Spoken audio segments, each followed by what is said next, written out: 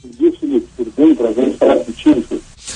O Conselhão hoje se reúne. Esta ideia do que o senhor tinha lá atrás, quando o senhor propôs para o presidente Lula, o Conselhão tem medidas efetivas que foram adotadas que podem servir para se dizer o seguinte: olha, o Conselhão funciona também no Brasil, exemplo do que o senhor viu na Europa e trouxe para cá?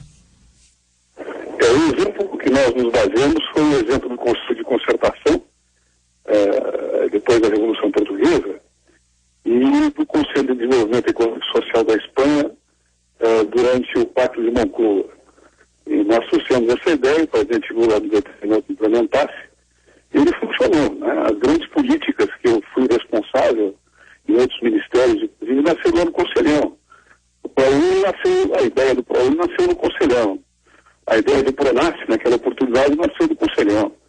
A ideia de revogar, né, a norma proibitiva de que a União Federal organizasse escolas técnicas federais saiu do Conselhão e depois foi revogado.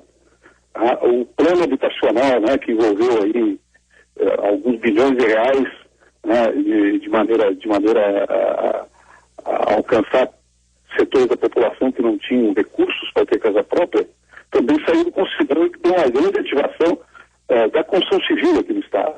É claro, depois ela é formatada tecnicamente pelos ministérios correspondentes sob coordenação do presidente. Aí no Rio Grande do Sul, por exemplo, a política de irrigação saiu do Conselhão. A política de refinanciamento da agricultura familiar saiu do nosso Conselhão lá do Rio Grande do Sul. A reforma do sistema de incentivos, né, que beneficiava meias dúzias de empresas, que foi ampliada para atrair outras empresas, inclusive pequenas e médias empresas, saiu do Conselhão do Rio Grande do Sul.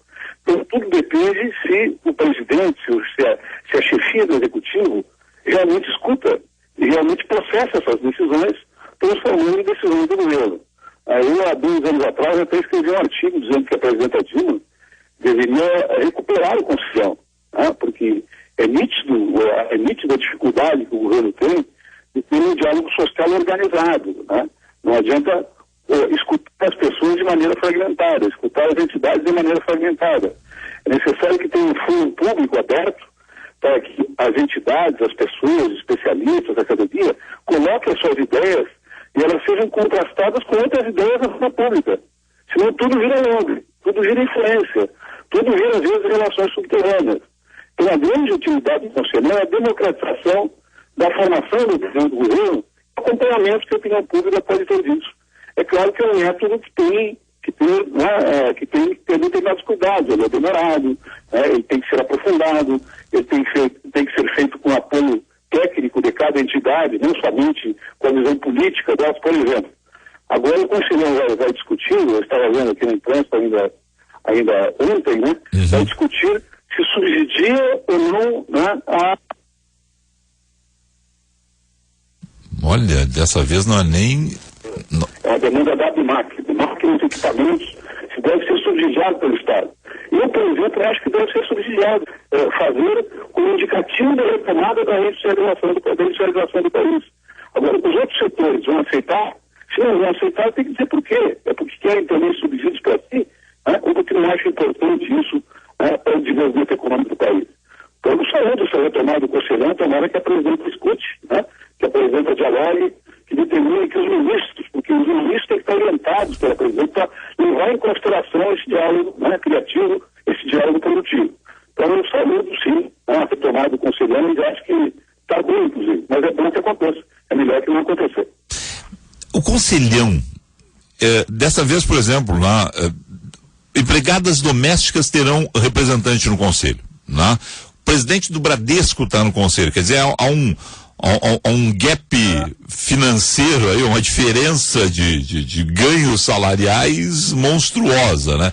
É isso mesmo, tem que estar todo mundo no Conselhão, todo mundo fala, são 90 representantes, que não é muita gente para falar nesse momento. Como é que funciona na prática, para funcionar? Funciona em cima de comissões temáticas, né? Pelo menos na minha época era assim, aí no Rio Grande do Sul foi assim.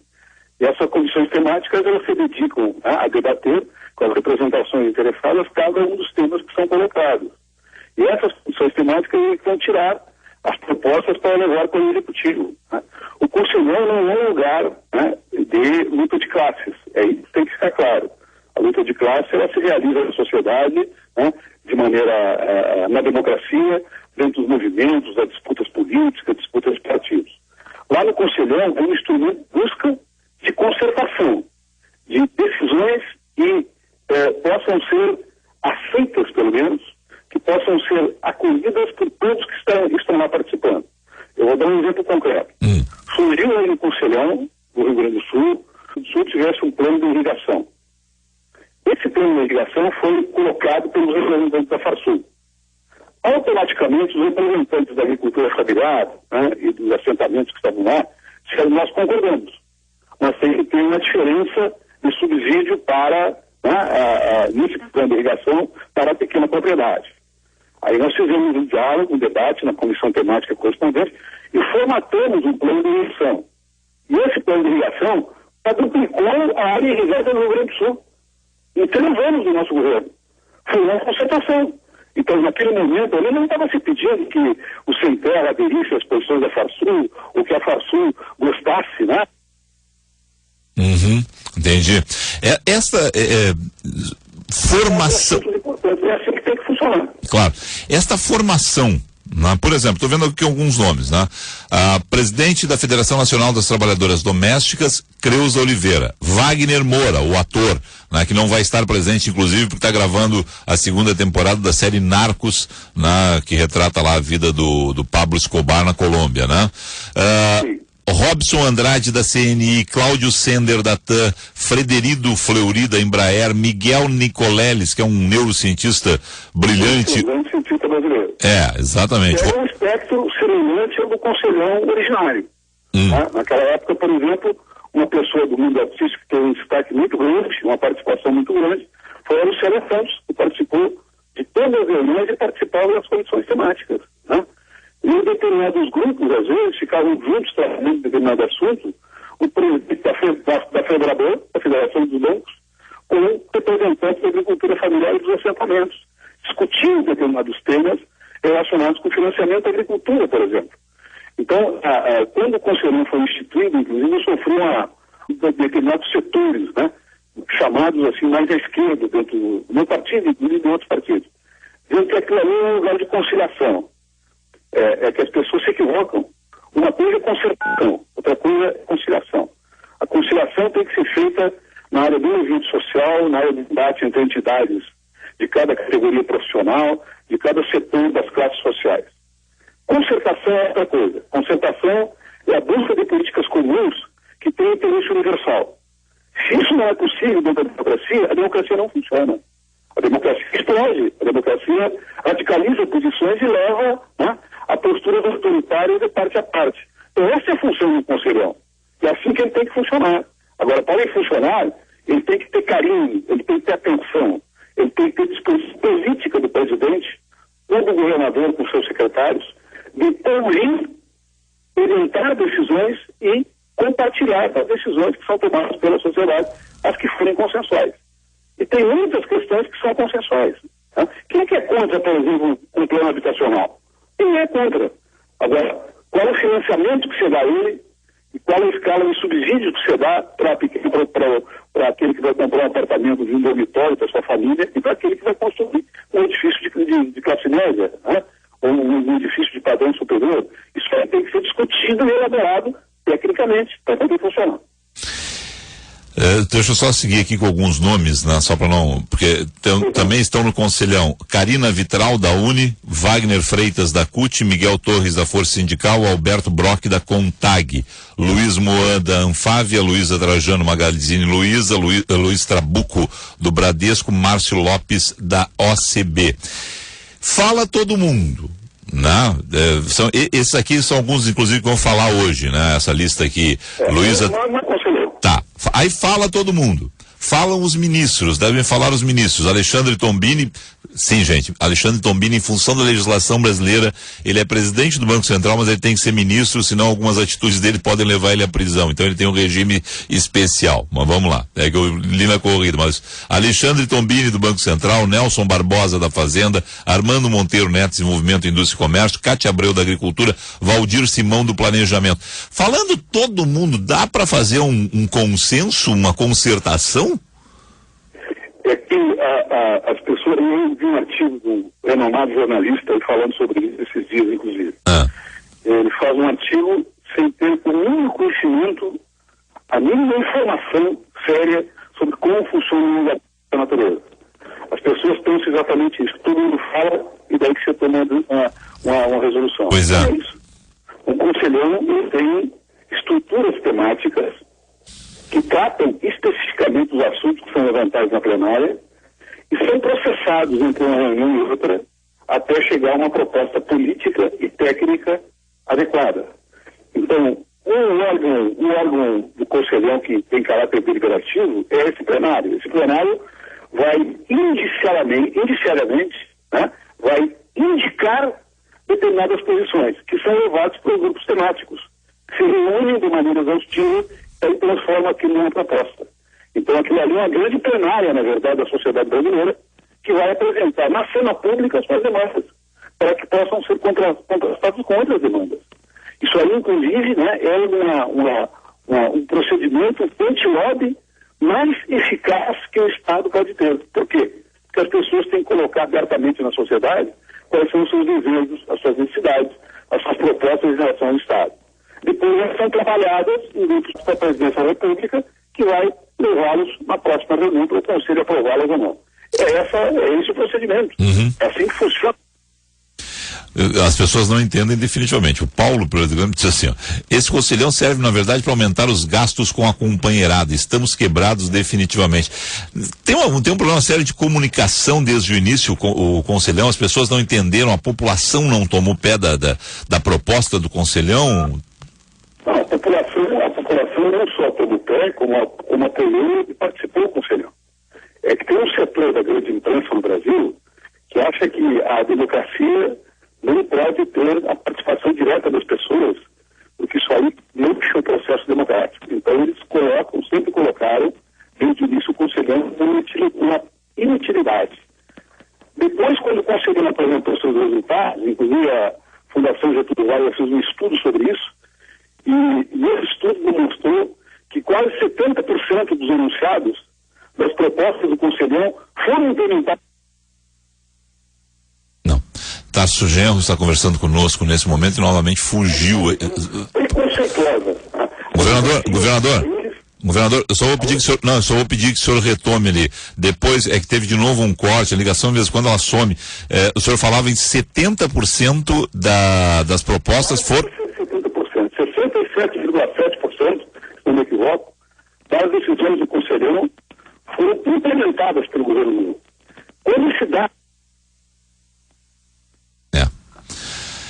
É que a gente refez a ligação, o Tarso Genro está me ouvindo nesse momento, né? Ele não deve estar entendendo porque ele está falando e de novo a gente está com esse problema aqui, de novo a gente está com cortes pontuais, eu não sei se é porque Tarso está usando um outro telefone de telefonia móvel celular, ele está no Rio de Janeiro, acho, nesse momento. Agora estou lhe ouvindo de novo aí, 67,7% e aí fugiu de novo. 67,7% das decisões do Conselho foram implementadas. Foi um estudo feito da Fundação Getúlio Vargas. Aí essas pessoas, esses jornalistas e columnistas, que têm preconceitos contra organismos desse tipo, e que acham que a democracia tem que ser uma coisa verticalizada, e que não tem capilaridade social, não tem horizontalidade nas relações entre os grupos e as classes sociais, eles não comentaram esse assunto. Então o Conselhão teve um sucesso extraordinário. O índice de aproveitamento das suas decisões foi inclusive superior ao índice de aproveitamento em outras experiências de outros países. E é isso que a presidenta Dilma agora está tentando recompor. Tomara que ela consiga, digo, e tomara que ela escute, né? Porque daí é possível repactuar a sociedade brasileira com um novo ciclo de desenvolvimento. Perfeito. Bom, antes que a gente perca de novo a ligação e comece de novo a fugir aí a ligação, eu vou agradecer a Tarso Genro. Só uma última questão em termos assim de uma outra situação que o senhor falou, né? O senhor foi para lá, estudou esse assunto. Existe a menor possibilidade, alguma pequena, por menor que seja a possibilidade do Brasil fazer algo semelhante que a Espanha fez, né? Depois da ditadura do generalíssimo Franco, o Pacto de Moncloa, a gente tentar incluir todo mundo e não é simplesmente deixar de fazer oposição, não, mas é pensar um país como eles fizeram lá, e naquele momento foi muito importante para a Espanha retomar o seu crescimento, sair, né, de uma situação que se encontrava há mais de 40 anos. O senhor que estudou o assunto, esteve lá várias vezes, tem alguma possibilidade de fazer isso, além do conselhão, alguma coisa como o Pacto de Moncloa? Eu acho que é possível, a partir de acordos feitos no Conselhão, gerar um novo ciclo de desenvolvimento do país. Análogo, não igual, mas análogo ao que ocorreu na Espanha, embora hoje a situação mundial seja muito mais complexa, né? Porque hoje existe uma redução da capacidade de iniciativa dos Estados em função do crescimento da dívida pública. Então, a grande transição que tem que ser feita, que está sendo tentada inclusive na Grécia, é o seguinte: sair de uma posição de submissão de dependência subordinada, os países que dominam, né, os estados que dominam o ciclo financeiro mundial, o capital financeiro, e entrar numa posição de cooperação interdependente, com vários países ao mesmo tempo, para daí aproveitar as vantagens comparativas da relação de cada um. Isso pode ser tentado. Isso o Brasil tem potencial e tem possibilidades para isso. Nós temos uma inteligência acadêmica de alto nível, nós temos estruturas de Estado, né, que, embora com debilidades, funcionam muito melhor que em outros países. Nós temos uma base produtiva sólida. Nós temos iniciativas internacionais hoje importantes de relacionamento. Então, é possível, sim. Nós estamos tratando de uma revolução. Nós estamos tratando da retomada do crescimento, né, da geração de renda e distribuição de renda. E isso é possível fazer, sim, através de medidas como essa, desde que sejam bem discutidas e bem aplicadas. Tarso Genro, obrigado ao senhor aí. Eu não sei se o senhor está trabalhando nesse momento, fazendo artigos. Qual é a sua atividade neste momento? Aliás, vou aproveitar o éter da Guaíba, como dizia antigamente, para dizer o seguinte: tem um dato que foi espalhado, não sei como, que eu estou morando no Rio de Janeiro.